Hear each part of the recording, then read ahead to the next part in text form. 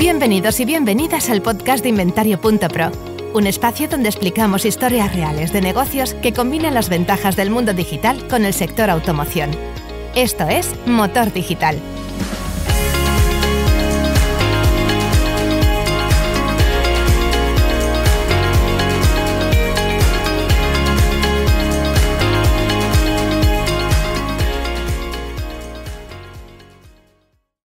Hola, ¿qué tal? Bienvenidas, bienvenidos a un nuevo episodio del podcast de Inventario Pro.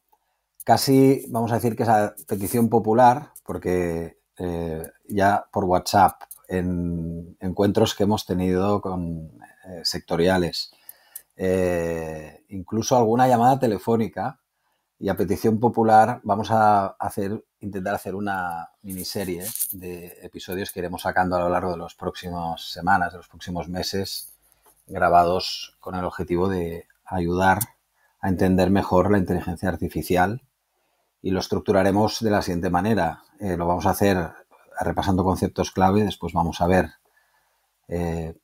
oportunidades y retos que tiene la IA en general, pero vamos a intentar entender por dónde puede ir la cosa. No sé si llamar oportunidades y amenazas, bueno, es cuestión de entender. Una vez veamos con los conceptos básicos hacia dónde va a ir la inteligencia artificial y qué impacto podrá tener en nuestras vidas. Y después, evidentemente, como esto es un podcast de automoción, cómo la IA puede impactar, ya sea en un sentido u otro, en el sector de automoción. ¿De acuerdo? Para ello nos acompaña una vez más, que creo que es su tercera colaboración, repite con nosotros Sergi Ortiz, el CEO de Simocu. ¿Qué tal, Sergi? Bienvenido. Hola. De nuevo. ¿Qué ¿Cómo tal? estás? Muy bien, Edu, contento de la tercera. Bueno, entonces, abusando de confianza, llamé a Sergi y digo, oye, si tú me puedes explicar conceptos de la IA como si tuviese 8 años, 9 años, digo, sí, bueno, pues entonces vamos a grabarlo, porque es la mejor manera, y esto hay una historia muy bonita detrás de esto, de un físico que consiguió hacer de la explicación de conceptos muy complicados, demostrar que se dominan cuando eres capaz de explicárselo a un crío que te entienda. No porque los que nos escuchan sean críos, que no es la idea. La idea es que nos escucha el sector, nos escucha mucha gente del sector de automoción, nos escuchan responsables de producto, nos escuchan jefes de ventas, nos escuchan pequeños empresarios de la automoción, nos escuchan directivos de automoción y nos escuchan propietarios de concesiones. Y lo mejor que creo que podemos hacer desde este podcast, o la aportación que creo que podemos dar, es desarrollar conceptos de una cosa que va a ser crítica muy probablemente. Esto se va a quedar, y tenemos que intentar ayudar, vamos a intentar ayudar a que esto se entienda. Entonces, el objetivo de hoy sería ir repasando conceptos. Y básicamente yo le voy a ir soltando conceptos a Sergi, y Sergi pues va a explicárnoslos, ¿de acuerdo? Alguna cosa que te pida aclaración, pues si puedes desarrollarlo, y si no, pues evidentemente intentaremos poner material complementario en el texto al final del capítulo, pues alguna referencia de documentos o de vídeos, que siempre está muy bien, incluso de cursos. Entonces, Sergi, de nuevo, gracias por venir, y sin más dilación paso a pasarte preguntas de conceptos, y adelante. Perfecto. Vale, el primero de todos es obvio. Inteligencia artificial. Sí, la inteligencia artificial es algo bastante amplio, no es solo una técnica, sino que es algo bastante amplio. Pero la inteligencia artificial al final nace de intentar responder por qué nosotros, cuando miramos una silla, o voy a decir un coche, ya que estamos en el sector, sabemos que eso es un coche y no es una nevera, ¿no? Y desde ahí lo que se ha intentado es desarrollar tecnologías que permitieran pues, identificar que aquello es un coche, que permitieran hablar con las personas, que permitieran hacer estimaciones, forecastings, predicciones como las personas lo podemos hacer o incluso mejor, ¿no? Y esto básicamente es lo que ha perseguido la inteligencia artificial desde los 50 del año pasado y que está dando hoy sus frutos. ¿Cómo desde los 50 del año pasado? Desde los 50 del siglo pasado. ¿Del siglo pasado? Sí, sí. ¿Y había inteligencia artificial en los años 50? Sí, lo intentaban. Es decir, los padres de la informática querían hacer una máquina que pensara. O sea, que en los años 50 ya se comenzó a desarrollar la teoría. De hecho, las redes neuronales, ¿de acuerdo? El primer concepto de las redes neuronales aparece en un estudio de universidad en los años 50. ¿Qué es una red neuronal? Una red neuronal es un tipo de inteligencia artificial que, de hecho, el concepto como tal fue desarrollado tal y como lo conocemos hoy en los años 80 por un profesor de universidad francés que a día de hoy trabaja para Facebook, es el director de inteligencia artificial de Facebook, Yann LeCun.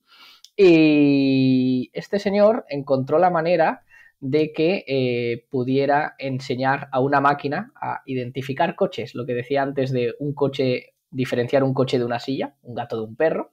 Pues la red neuronal nació inicialmente para imágenes, para identificar, enseñar a una máquina a identificar fotos y poder decir, pues esto es un coche o no es un coche, ¿no? Y esto nació en los 80, aunque en aquel momento la potencia de cómputo de los ordenadores no permitía llevarlo a la escala actual. Pero a día de hoy este tipo de sistemas que identifican una foto, ya existía esa tecnología en los 80. Has dicho que redes neuronales es un tipo de inteligencia artificial que si tuviésemos que hacer como círculos y el más grande de todos es la inteligencia artificial o hay algo por encima de inteligencia artificial. Ya, sería como el campo general. Cuando dices tipos de inteligencia artificial, ¿qué tipos de inteligencia artificial principales hay aparte de las redes neuronales? Los digamos, no solo los principales, me voy a centrar en los principales útiles, porque luego hay toda una bibliografía extensísima de campos de inteligencia artificial que luego no han tenido tanta utilidad. Los principales serían lo que es el deep learning, del cual forman parte las redes neuronales, y el machine learning, ¿de acuerdo? El machine learning, la diferencia entre el deep learning y el machine learning que en realidad es muy sencilla. Machine learning o aprendizaje automático funciona para tablas, es decir, es una inteligencia artificial que aprende de Excels. Tú le pasas Excels, por ejemplo, el Excel de tus ventas, y es muy bueno diciéndote pues cuánto vas a vender el mes que viene, en base a tu Excel de ventas. En cambio, el deep learning es muy bueno con imagen, sonido y lenguaje. Es decir, es muy bueno pues con visión, es muy bueno hablando, el GPT, por ejemplo, ¿no? Y es muy bueno también haciendo temas de audio. Hay sistemas por ahí que intentan acabar la última ópera, la última sinfonía que hizo Mozart antes de morir, digamos, que no la acabó. Intentando entender mejor lo que dices, si pongo ejemplos prácticos de mi vida recientes, ¿no? Uh-huh. Tenía que enviar un correo y quería saludar con 4 frases en portugués y me fui a Google Translate, escribí el correo, puse el idioma de destino y me lo tradujo al momento. Este es un ejemplo. Esto es caería deep learning. Deep learning. El otro día grabé una nota de voz y quería que me la pasase a texto para copiar la nota y dejarla dentro de unas notas de una reunión que no me daba tiempo, pues con una herramienta que hay. ¿Eso también es deep learning? Sí, esto efectivamente es deep learning. Sí, es tema de lenguaje y por lo tanto se hace con redes neuronales. Vale. Lo interesante aquí es que esto lo puedes hacer sin deep learning. Pero la mejor manera de hacerlo es decir, el deep learning funciona mucho mejor que otros métodos. Pero ahí es donde decía que la inteligencia artificial en realidad tiene otros ámbitos bastante extensos y además puedes intentar hacer traducciones sin inteligencia artificial. De hecho, la primera versión de Google Translator no tenía inteligencia artificial, pero funciona mucho peor que la actual, que sí lo tiene. Entonces, déjate que te haga ahora la pregunta incómoda. Si antes había software y datos y ahora hay software y datos, ¿qué hace diferente que te aparezca que digas que esto es inteligencia artificial? O sea, si ya lo hacía antes y ya lo hace ahora, ¿dónde está la diferencia? Sí, de hecho, esto aplica a Google Translator, pero también lo puedes pensar en el buscador de Google, ¿no? El primer buscador de Google funcionaba bien, pero eran unas reglas escritas a mano, ¿de acuerdo? Imaginaos, pues, por ejemplo, que tú dices, pues, si abres la nevera de casa y no tienes cerveza, bajas al súper a comprar cerveza. Pero esas reglas, ¿no? Las especificas. En cambio, la inteligencia artificial sería, si abres la nevera y falta queso, baja a comprar queso. Pero con eso le enseñas a que si la abre y también falta cerveza, que baje a comprar cerveza. Entonces no le tienes que explicar todas las reglas, las comienza a inferir a partir de unas reglas básicas. ¿Esa es la diferencia? Esa es la diferencia. Y eso es el training, lo que se dice el entrenamiento de la inteligencia artificial, que eso a veces suena que la llevas al gimnasio, ¿no? No, lo que se hace con el entrenamiento en realidad es esto, es darle unos ejemplos y a partir de ahí comienza a usar esos ejemplos para otros casos. Pues si no tengo queso en la nevera, bajo al súper a por queso. Y si no tienes otras cosas en la nevera, baja a comprarlas al súper. Y entonces comienza a detectar otras cosas, ¿no? Esa es la diferencia, entonces. Esa es la diferencia. El Google Translate de hace muchos años, que traducía, no estaba mal, pero traducía y tal, estaba hecho sin reglas automáticas. O reglas, ¿cómo sería? No sería reglas automáticas, porque reglas que se podían poner antes. Explícitas, es decir... Los algoritmos han estado siempre ahí, Sergi. Sí, pero tú le tenías que decir... si le tenías que poner todas las condiciones. Pensando en un coche, ¿no? Pues un coche no necesitas inteligencia artificial para hacer la electrónica. Si aprietas el acelerador, ¿no? Pues quiere decir activa el que el coche acelere. El freno, pues activa el que el coche frene, ¿no? Pero sí que puedes hacer inteligencia artificial que según lo que está viendo decida qué tiene que hacer el coche. Entonces, no le tienes que especificar todas las reglas. Comienza a aprender, ¿no? Por eso en un podcast anterior tú dijiste que la inteligencia artificial lo que venía a ser es imitar o parecerse a la inteligencia humana. Sí, de hecho es sorprendente que a nivel de estructura se llame red neuronal porque lo que se intenta imitar es una red de neuronas humanas, realmente. Vale. Bueno, pues, ¿cómo vamos primero, si quieres, al bloque de conceptos relativos a lo que es entrenamiento? Y cuando decimos entrenar, que tú dices que es ir al gimnasio, que es entrenar, ¿qué entrenas y qué obtienes después del entrenamiento?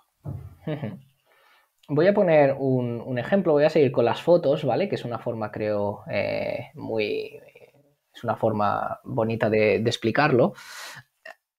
Coges 1000 fotos de un coche y se lo pasas a un programa de inteligencia artificial que has preparado para identificar fotos de coche. Entonces tú coges una base de datos con 1000 fotos y se lo pasas. Coges una nueva foto, la foto 1001, y ese programa no ha visto esa foto 1001. Y ahí está también la diferencia de la inteligencia artificial, que no ha visto esa foto 1001, pero tú se la pasas y dice, esto es un coche con un 99% de probabilidad. Si no lo haces con inteligencia artificial, no funciona en general. Puedes hacer algoritmos matemáticos súper sofisticados, pero tienes que diseñar todas las reglas, pues tienes que ver que tenga rueda. ¿Qué quiere decir una rueda? Pues tiene que tener un negro que esté debajo de un color más llamativo, etcétera, ¿no? Entonces tienes que definir unas reglas que son extremadamente complejas y luego además es que va a funcionar peor. Entonces, el entrenamiento de una inteligencia artificial básicamente es cuando tú tienes el sistema preparado, coges datos, fotos de coches, por ejemplo, y se las pasas. Y luego le pasas la foto 1001. Hostia, coche 99%, perfecto. Le pasas una foto de un gato, un 3% de que sea un coche. Vale, pues esto está funcionando bien. Entonces ya sabes que esa inteligencia artificial te está funcionando bien. Esa segunda fase de pasarle datos que no ha visto, fotos que no ha visto, es lo que se dice el test. Y eso es el training test. Y cuando consigues que el test acierte suficientemente bien, nunca va a ser perfecto, en ese momento es cuando tienes un sistema preparado para producción. Vale. ¿Y cómo, o sea, y el acto de o sea, la tarea de entrenar, detrás de la tarea de entrenar, ¿qué hay? Detrás de la tarea de entrenar, y esta es una parte donde hoy hay mucha investigación aún, ¿eh? Detrás de la tarea de entrenar hay una red neuronal que lo que hace, y lo voy a explicar, de hecho voy a explicar cómo el concepto nació de la red neuronal, ¿vale? Tú como sabes que en una foto hay algo, sea un coche o una silla. De momento no sabes si es un coche o una silla, pero que hay un objeto, ¿no? Imaginaos, pues un fondo blanco y hay un objeto. ¿Cómo lo sabes? Porque en algún momento pasas de tener píxeles blancos a píxeles, pues rojos, por ejemplo, ¿no? Y entonces dices, hay un cambio de píxel muy fuerte, ¿no? Al final los colores tienen cada color tiene una codificación y ves que hay un cambio de codificación muy fuerte y dices, vale, pues aquí está apareciendo un objeto, ¿de acuerdo? Entonces, la red neuronal, su fase 1 es eso, es ver cambios muy fuertes. Y luego va aprendiendo más a bajo nivel cómo esos cambios en realidad son diferentes objetos, ¿no? Pues si es más cuadrado, quizás una silla, si es más redondeado, quizás un coche, ¿no? Y entonces comienza a bajo nivel a identificar patrones en una foto. Estoy hablando de fotos porque es una forma, creo, sencilla de explicar, pero esto se aplica también al lenguaje, ¿no? Puedo entrar en el cómo. Pero entonces comienza a ver los patrones que hacen que en una foto que un coche sea un coche. No sé si me estoy explicando, ¿eh? Sí, sí, sí. ¿Sí? Sí, sí. Sí, yo te estoy entendiendo. Éxito. En algunas lecturas hemos leído conceptos como lo que es la clasificación, la regresión, el clustering, que supongo que por la propia palabra quiere decir agrupar. Estas cosas y estos conceptos, ¿cómo aplican y pertenecen al momento en el que tú estás entrenando la máquina y luego le vas a pedir que haga resultados con cosas que no ha visto, cosas que todavía no había tenido, ya sean datos de tablas o ya sean imágenes, sonido, lenguaje? ¿Qué es exactamente este trabajo? Sí, estos campos que comentas en concreto forman parte no del deep learning, no de imágenes, sonido y lenguaje, sino del machine learning. ¿Qué es una regresión? Una regresión, al final, y nuevamente, la regresión no nace en la inteligencia artificial, la regresión nace en la física. Una regresión es, pues, si tienes un coche que va a 60 kilómetros por hora, el segundo siguiente va a 65 y el siguiente va a 70, y tienes que hacer una apuesta a qué velocidad irá después, pues dices 75, ¿no? Porque tienes una serie incremental. Dices, pues 75, ¿no? Si tienes que hacer una apuesta, te la juegas al 75, es lo más probable. Vale. Vale. Esto es una regresión. Y forma parte del machine learning porque, como digo, ya lo he hecho de forma que he presentado diferentes valores. Si te fijas, son valores que se pueden poner en una tabla de Excel. Segundo 1, 60, segundo 2, 65, segundo Hasta 3. aquí datos observados y a partir de aquí ya empiezo a hacer regresión. Vale. Eso es. Vale, eso pero eso es. puede tener errores y eso puede tener errores de cálculo Sí. y se puede haber equivocado la inteligencia artificial. Sí, identificar un coche también, quiero decir, no es una máquina perfecta. Al final lo que intenta es funcionar parecido a las personas y si puede funcionar mejor, mejor. Entonces, no es una máquina perfecta en ningún caso. Sí, puedes hacer la apuesta a 75 y que el coche en realidad se haya quedado a 70.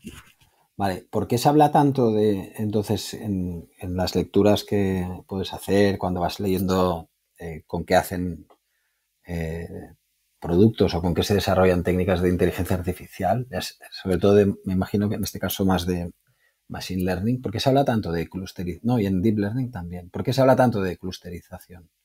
Sí, la clusterización tiene la parte muy interesante de que y tiene que ver con el supervisado y no supervisado. Dentro del Machine Learning hay dos ramas principales, supervisado y no supervisado.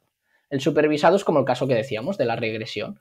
Es una regresión, es decir, tú le estás diciendo qué valor quieres predecir, ¿no? Pues la velocidad. Bien. Y tienes unos valores de aquello que quieres predecir, la velocidad.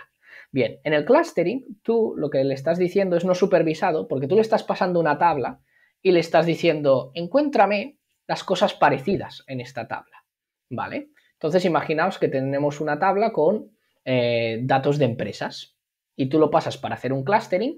El algoritmo de clustering no le tienes que decir, fíjate en el tamaño de empresa o en la facturación que ha tenido los 3 últimos años. Él va a mirar toda la tabla y te va a comenzar a hacer segmentos, a clasificar lo que ve mirando todas las columnas de esa tabla, digamos, de ese Excel.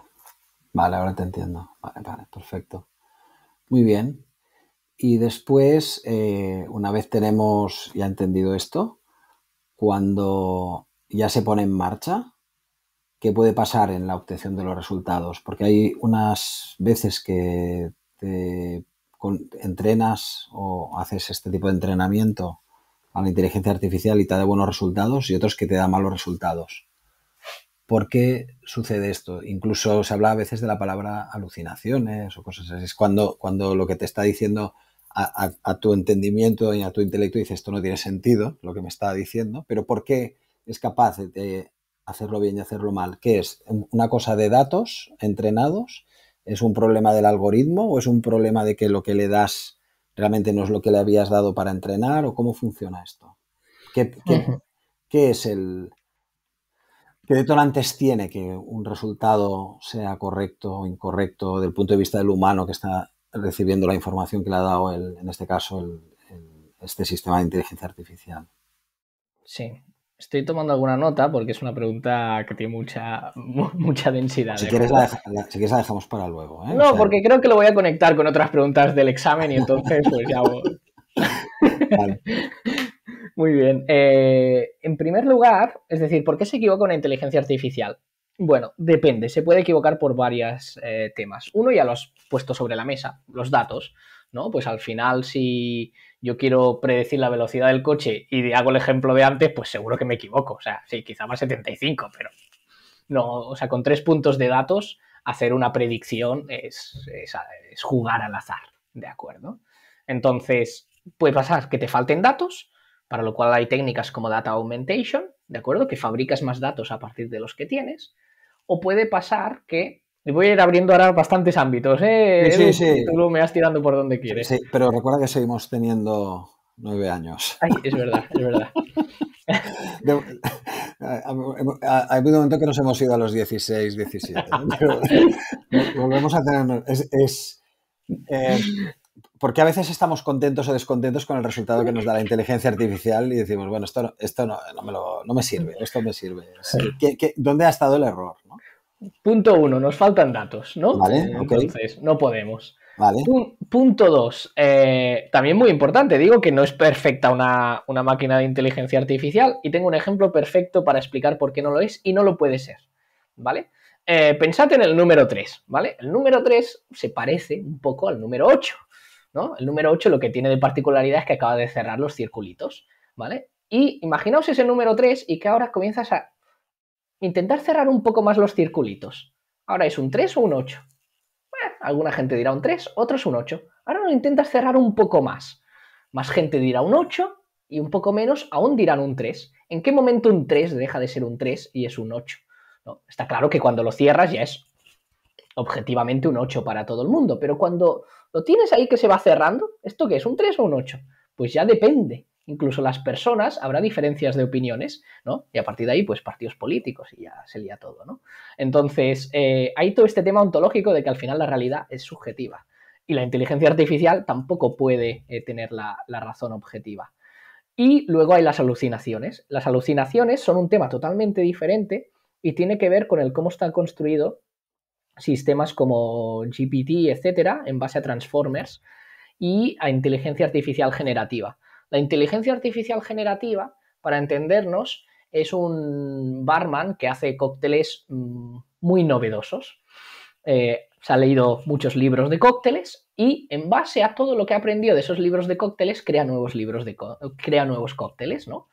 El tema es que pues hay veces que se le ocurre hacer un cóctel de ostra y tomate y aquello tiene un sabor malísimo, ¿de acuerdo? ¿Pero por qué? Porque está preparado para hacer cócteles nuevos y a veces hará cosas que no son buenas. Entonces, el mismo hecho de que sea creativo o de intentar hacerlo creativo hace también que pueda alucinar, pueda generar errores. Vale. Ok, como has sacado 3 conceptos de golpe, inteligencia artificial generativa. ¿Qué es? Sí, la inteligencia artificial generativa... ¿Qué es lo que en inglés le dicen Gen AI? Generative AI. Si en algún vídeo oímos Gen AI, ¿es esto? Efectivamente. Gen AI, vale. Sí, Gen AI, inteligencia artificial generativa. Es un tipo de inteligencia artificial que pertenece al ámbito del Deep Learning. Recordemos los dos grandes ámbitos, Machine Learning, Deep Learning. Pues Deep Learning se usa principalmente para imagen, para sonido y para lenguaje, ¿vale? Entonces es Deep Learning. Bien, entonces la inteligencia artificial generativa está basada también en redes neuronales, recuperando un concepto que hemos explicado antes, y tiene como particularidad que genera, es muy buena, tal y como dice la palabra, es imposible salirse de esa palabra, genera nuevas imágenes, sonidos o frases en base a otras que ha tenido, pero que no son esa exactamente. Esta es la que cuando vas a ChatGPT le dices, hazme un poema de no sé qué, o hazme, y algunas herramientas que dice, hazme una canción tranquila con tonos ochenteros, que no sé qué, y va y lo hace. ¿Es esto? Eso es, o que te vas al Midjourney y le dices, hazme una foto de Donald Trump y Kamala Harris abrazándose y te la hace, ¿no? Vale, entendido. Vale, ok. Esto ya me queda más claro. Por ejemplo, en mi caso ya me sitúo más. Muy bien. El Big Data, que aparece en toda esta historia, y siempre ha estado, siempre había muchas tablas de muchos datos. El Big Data y la inteligencia artificial, ¿cómo se relacionan? ¿Y tiene algo que ver? ¿Puede haber uno sin el otro sin el uno? Estamos ahora ya en el mundo, me imagino, Big Data, pues debe haber, la mayoría de datos deben estar. Pero no, también hay Big Data de la variante de Deep Learning y la de Machine Learning que dices. Pero el Big Data, ¿qué tiene que ver con la inteligencia artificial? ¿Y por qué cada vez se oye menos Big Data? Porque ha entrado la inteligencia artificial. ¿Cuál es tu punto de vista? Sí, primero un falso mito respecto al Big Data. El Big Data no es necesario para hacer inteligencia artificial que funcione. Un ejemplo, en 2017, un equipo que tenía de inteligencia artificial, ¿de acuerdo? Un equipo del que era el manager, desarrolló una red neuronal que pasándole 500 fotos de un tipo, ¿vale? Imagínate que fueran 500 fotos de un coche. ¿Sí? Luego sabía acertar si lo siguiente que le pasaba era un coche o no, con muy alta probabilidad. No necesitas 200 millones de fotos de un coche. De manera que el Big Data es algo relativo. La inteligencia artificial depende del tipo también, pero comienza a aprender con poco dato y ya comienza a dar unos resultados decentes, depende de lo que quieras. Para lenguaje es otro tema. O para crear imágenes. O sea, una cosa es identificar que es un coche y otra cosa es con inteligencia artificial generativa que te dibuje un coche que no existe. Para la inteligencia artificial generativa y para los ámbitos como los de GPT, etcétera, necesitas fuentes masivas de datos. ¿De qué tipo de datos? Pues si quieres hacer GPT de lenguaje. Y por eso salen todos esos escándalos, ¿no? De que si han cogido todos los datos que había en Facebook o que si han usado de forma ilícita Google para extraer información de Internet. Está claro que lo han hecho. Necesitaban datos masivos de lenguaje para poder enseñar a una Gen AI, a una inteligencia artificial generativa, a hablar. ¿Vale? Entonces, el Big Data dentro de los ámbitos de Deep Learning quiere decir tener muchas fotos, o tener mucha música, o tener mucho texto escrito, digamos, para poder entrenar una inteligencia artificial generativa, sobre todo, para que hable, haga música o haga fotos, ¿no? Cree imágenes. Dentro del ámbito del Machine Learning, que es donde nace el término Big Data, son tablas masivas, ¿no? Realmente el Big Data lo inventa, y no es ninguna sorpresa, Google, ¿de acuerdo? Lo que es la tecnología de Big Data inicial, fundacional, la crea Google, y esto no es ninguna sorpresa. Al final, si pensamos entre los años 2000 y 2010, ¿quién tenía más datos en el mundo? Pues era Google, ¿de acuerdo? Sí. Fue la primera gran empresa de Internet que explotó a un nivel estratosférico. Hay algunas palabras que han salido también en otros podcasts y yo tomaba nota, digo, mira, esto que ha dicho, ¿qué es el LLM? El Large Language Models, pero ¿qué es el LLM? Sí, el LLM en realidad es un sistema de inteligencia artificial generativa entrenado con mucho lenguaje, por eso es Large Language, ¿no? Large Language es que decir al final es una forma científica de decir, le hemos tirado muchos libros. Nos remontamos a hace unos minutos que te hemos preguntado de entrenamiento. ¿El LLM puede ser la base del entrenamiento de un sistema de inteligencia artificial? Sí, el LLM es un tipo de inteligencia artificial que se ha entrenado de una manera específica, con muchos lenguajes. Es un tipo de inteligencia artificial, vale. Sí, es una subcategoría dentro de la Generative AI, de la inteligencia artificial generativa. El árbol, inteligencia artificial, Deep Learning, inteligencia artificial generativa y debajo el LLM, uno de los tipos. Y entonces Machine Learning, que son tablas, ¿qué incluye?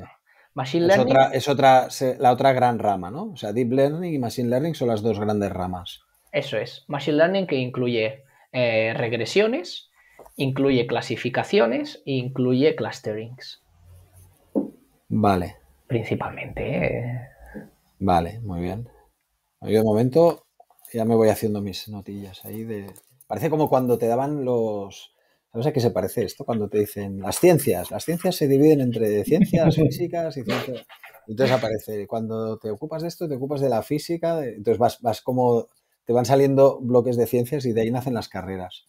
Yo alguna cosa más de preguntas así para no llegar tan profundo sí que tengo. Tengo palabras que son las que estamos viendo muchísimo pues cuando vas jugando, vas leyendo, vas probando. Me gustaría preguntarte lo que es el prompt, que es una palabra que la acabaremos, además ya ni se está traduciendo, se dice el enviado promptear, que es la response, y empecemos con estos dos. El prompt es muy importante por la siguiente razón. Bueno, primero, o sea, ya sin irme a lo técnico científico, ¿por qué es importante el prompt? Aquí estamos intentando tú y yo hacer muchos prompts al final para conceptos complejos de inteligencia artificial, explicarlos de una manera mundana, ¿no? Al final, para que todo el mundo gane una intuición sobre ello. Estamos haciendo prompting porque estamos al final intentando ponernos en el conocimiento base que se puede tener en general, intentar aportarle un extra, ¿no? Vale, pero entonces el prompt, ¿qué es? La instrucción. Es la instrucción. El prompt es la instrucción que le das al sistema. Exacto, Vale. exacto. Tú me acabas de lanzar un prompt. ¿El prompt qué es? ¿La instrucción que le acabas de lanzar al sistema? Yo te he dicho, sí, correcto, eso. Tú me acabas de lanzar un prompt también. Eso es un prompt, vale. Y la response es, ya por el propio nombre, es ¿qué te da en respuesta al prompt? O sea, básicamente, input... Pregunta-respuesta. El prompt es la pregunta. Input-output. O sea, prompt, input, response, output. Vale. Eso es. Cuando continúas haciendo prompts sobre prompts, que le dices, dame 5 ideas para denominar a un evento que combine tal, y te da esto. No me gustan, dame 5 más. Lo que estás haciendo ahí, que vas haciendo pregunta, respuesta, pregunta, respuesta, pregunta, respuesta, ¿cómo es capaz la inteligencia artificial de continuar, en este caso, y seguir dando información, a veces mejor, a veces peor? Pero ¿cómo es posible que continúe acordándose de todo? ¿Cómo funciona esto? Sí, de hecho, en el ejemplo que has dado, dame 5 ejemplos, ¿no? Y te da 5 y dice, no me gusta, dame más. Lo que va a hacer es lanzar el mismo proceso que ha lanzado anteriormente. Bueno, sí, pero a veces le dices variantes. No, pero ahora que tenga, en vez de tener tantas palabras, que tenga una. Eso es, ahí es donde quiero llegar, ¿no? Entonces, si en lugar de decir, no, estas no me sirven, dame otras 5, va a lanzar el proceso anterior. Pero si le das otro contexto, no, estas no me sirven porque lo que quiero es algo de esta o de aquella otra manera, en realidad GPT, cuando tú le haces una pregunta, GPT y el resto de sistemas de lenguaje, no pone toda su potencia de cómputo, digamos, a tu disposición. No podrían hacerlo, ¿no? Entonces, el prompt es muy importante porque imaginad GPT como una biblioteca o una librería, ¿no? Pues tiene diferentes libros. El prompt lo que hace es te dirige a una parte concreta de GPT para darte la respuesta. Entonces, a medida que vas haciéndole otras preguntas en ese thread, ¿no? En base a la respuesta le preguntas otra cosa, etcétera, bien, te va haciendo foco cada vez en una parte más concreta de su gran cerebro. Y ahí es donde te comienza a contestar. ¿Por qué es importante el prompt? Porque depende de lo que tú preguntes, te va a llevar a una parte de su cerebro o a otra. Entonces, cuanto más específico sea el prompt, cuanto más le hables como a un niño pequeño, más te va a llevar a la parte que tú quieres. Te tienes que ser específico, decirle, oye, pues mira, quiero comprar un coche para ciudad, vivo en un barrio con poco aparcamiento, tal. Entonces comienzas a especificarle muy bien el escenario para dirigirlo a la parte del cerebro que tú quieres conseguir, porque si le das menos detalle, quizás se acerca, pero no va a llegar donde tú quieres. Vale. Y se acuerda, cosas que me llaman mucho la atención es, hostia, llevo 6 preguntas y se acuerda de la primera y de la segunda y de la tercera. O sea, me sigue el hilo y entonces ahí es cuando sí que me da la sensación que estoy conversando con una inteligencia que me está dando información cada vez distinta ¿vale? Luego tendrá sus niveles. Insisto, a veces ha funcionado mejor, a veces ha funcionado peor, pero es verdad que conseguimos tener desde una primera pregunta a la pregunta N, tenemos un cierto diálogo. Supongo que es esto la parte más llamativa, en este caso, de hacer una estructura de prompts. Aunque yo últimamente, como estoy intentando a veces también que me mejore los resultados a mí, entender con quién estoy hablando, creo que a veces es bueno empezar con lo genérico y le vas concretando. A veces no es tan evidente que hay que llegar a la última pregunta desde el principio, desde el primer momento, porque me da la sensación a veces que es mejor ir como cerrando, ¿no? ¿O cómo lo ves tú? ¿Qué Sí. consejos darías a alguien que está interactuando con una herramienta tipo ChatGPT? Sí, al final es un hundir la flota, quiero decir. Si eres muy específico al principio, pues ya te vas a situar bastante cerca de lo que quieres, ¿de acuerdo? Pero ir secuencialmente, pues le haces una pregunta más genérica, le vas dando más detalle, más detalle, más detalle, también te va a ir acercando, ¿de acuerdo? El tema es que suele ser más efectivo, en mi experiencia, comenzar lo más específico posible, porque ya te va a llevar a una zona donde luego, porque de la otra manera es posible que se pierda por el camino, ¿no? Vale, vale, entendido. Y la T de ChatGPT, que has hablado antes, que has dicho la palabra transformer, ¿es un concepto muy complejo para explicarse aquí o lo podéis explicar de alguna manera que se pueda entender por gente no técnica? ¿Qué es un transformador? Sí. A ver, los Transformers es un paper que saca Google en 2018, si no me equivoco, y a partir de ahí comienza toda la industria de la inteligencia artificial generativa, ¿de acuerdo? Hace 6 años la velocidad es absolutamente increíble. Porque hace 6 años nace el neumático y hoy tenemos coches cogiendo 300 por hora, ¿eh? Entonces, los Transformers son una forma de ordenar una red neuronal que funciona muy bien para que sea creativa, por decirlo Vale, de una manera liviana, ¿de acuerdo? El vale. paper es muy científico y... Pero eso es, entonces, cuando dicen GPT, ¿es GPT qué es? Bueno, la T es de Transformer, ¿de acuerdo? Y la G y la P, pues esta pregunta de examen no me la voy a saber.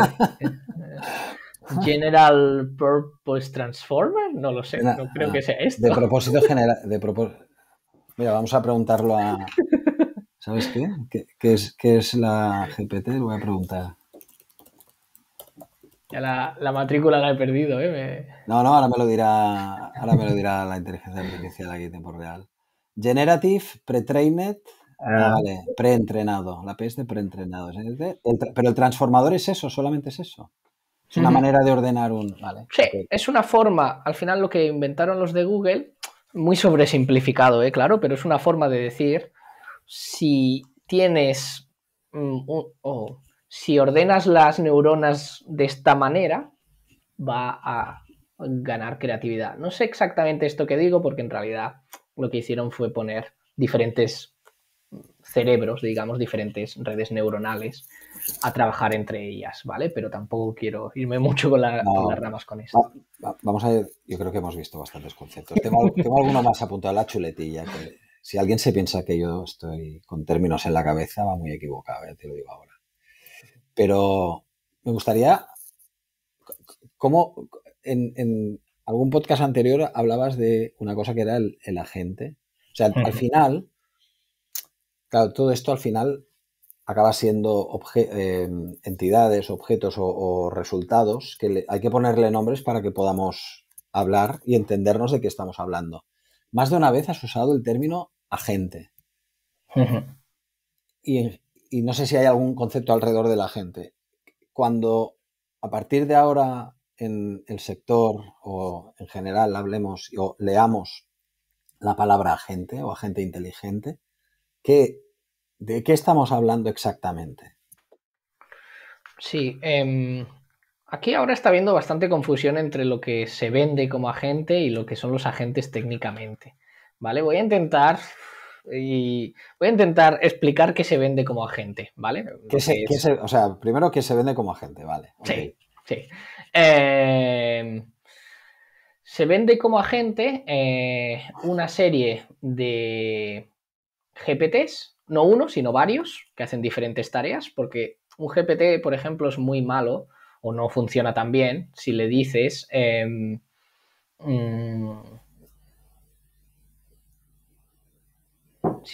explícame esta gráfica, pues puede funcionar bastante bien, ¿no? Pero luego también que esté en un GPT que te diga si la gráfica que le has pasado es una gráfica legal, ¿no? Ahora que también está muy de moda el tema legal, pues quizá le pasas una gráfica pues que vas a chocar contra la protección de datos de tu empresa, ¿no? Entonces tú primero tienes un GPT que te valida si esa imagen puede saltar a un servidor externo. ¿Sí o no? Vale. Si es sí, luego tienes un segundo que lo que hace es describirte esa gráfica.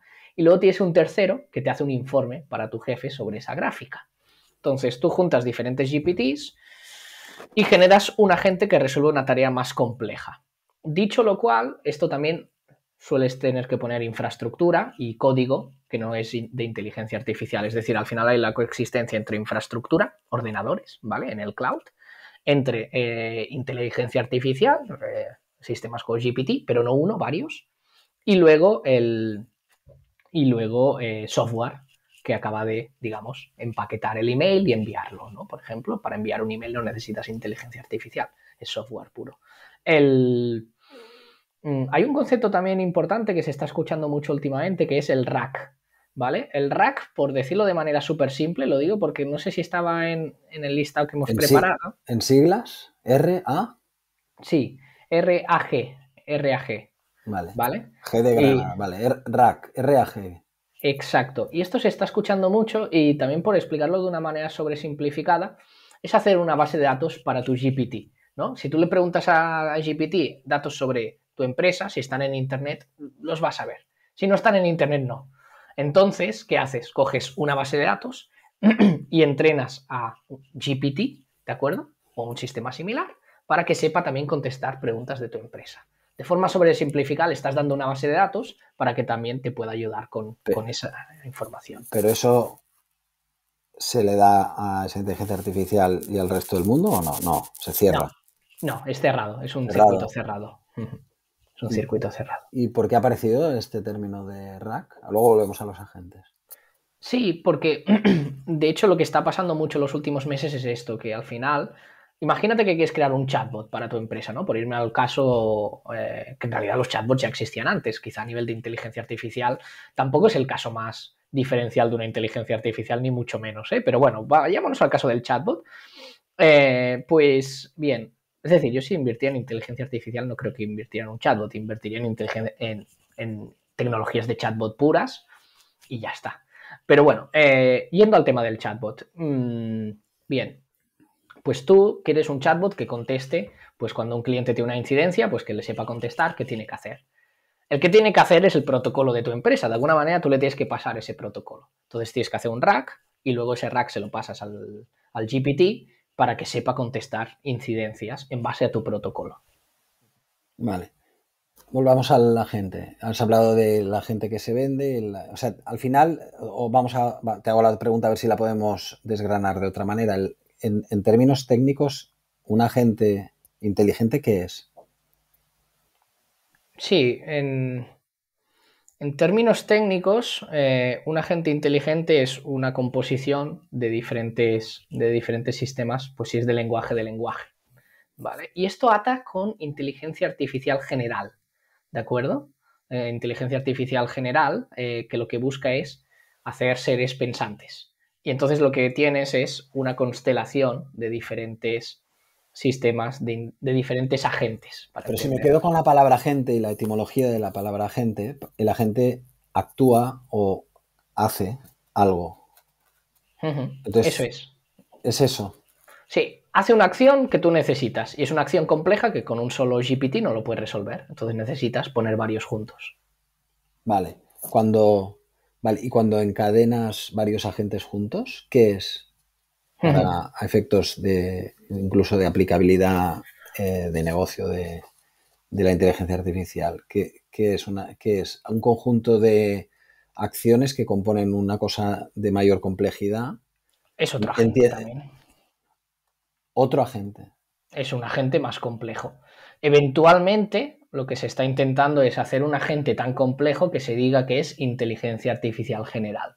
Es decir, si tú haces 1.000.000 de agentes que cada uno sabe resolver una pequeña tarea y los puedes combinar de cualquier manera, no tienes un agente padre que los va combinando para resolver la tarea que le llega, puedes decir que aquello es inteligencia artificial general, que es algo que se está intentando ahora mismo. Vale.